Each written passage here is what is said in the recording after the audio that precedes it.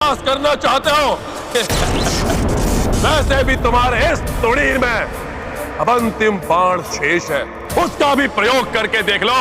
धर्म युद्ध करने वालों के तुणीर कभी बाण विहीन नहीं होते, महाज्ञानी रावण।